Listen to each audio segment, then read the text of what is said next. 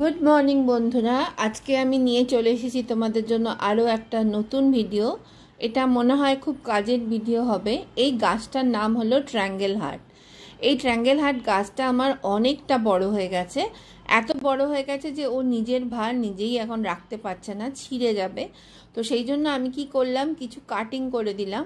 আর যে ডালগুলো কাটিং করলাম সেটা দিয়ে আমি একটা হ্যাঙ্গিং করব বলে, আমার ব্যালকনিতে ঝুলিয়ে রাখবো বলে সেটা একটা বানাচ্ছি। দেখো, একটা গামলার মধ্যে, ছড়ানো গামলায় আমি কিছুটা মাটি নিয়ে নিয়েছি। মাটিটার মধ্যে অল্প বিস্তর কিছু সারও মেশানো আছে। আর এর মধ্যে আমি কি করছি, যে ডালগুলো কেটেছি তার পাতাগুলোকে বার করে দিয়ে খানিকটা পোর্শন ডালের আমি এই মাটির মধ্যে ঢুকিয়ে দিচ্ছি। আর প্রথমেই বলে রাখি, এই গাছটা ভীষণ নরম। তোমরা যদি কেউ এই গাছটা নিয়ে কোনো রকম এক্সপেরিমেন্ট করতে চাও বা এই গাছটা তোমাদের আছে, তাহলে এটাকে খুব হালকা হাতে হ্যান্ডেল করবে, কারণ এটা ভীষণ নরম, একটু হাত লাগলেই এটা মুট করে ভেঙে যায়।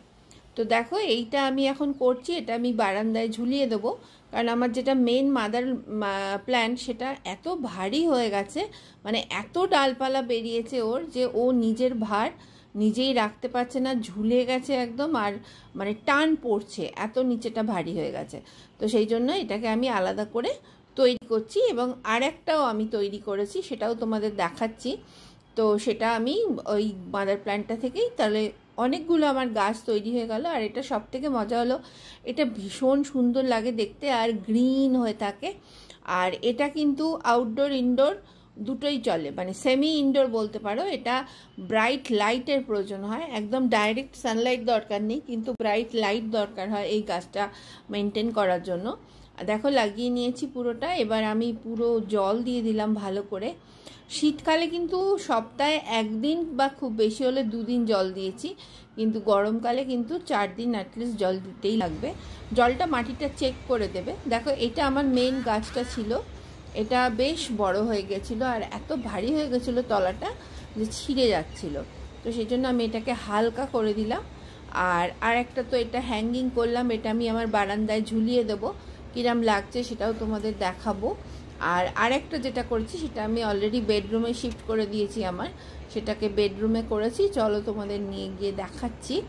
তো এই গাছটা কিন্তু ভীষণ সুন্দর হয় দেখতে, বারবার বলছি, তোমরা কিন্তু লাগাতেই পারো। আর ডাল থেকেই এই গাছটা তৈরি হয়ে যায়। দেখো, এই যেটা বললাম বেডরুমে করেছি, সেটাও এরকম করে দিয়েছি।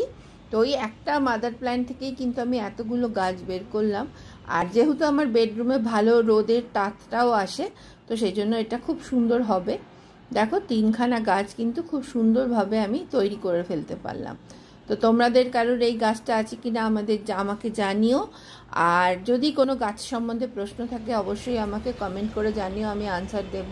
এই দেখো, এটা হ্যাঙ্গিং করে দিয়েছি বারান্দায়, খুব সুন্দর লাগছে। তাহলে চলো, আজ এই অবধি থাক, ভালো থেকো সবাই।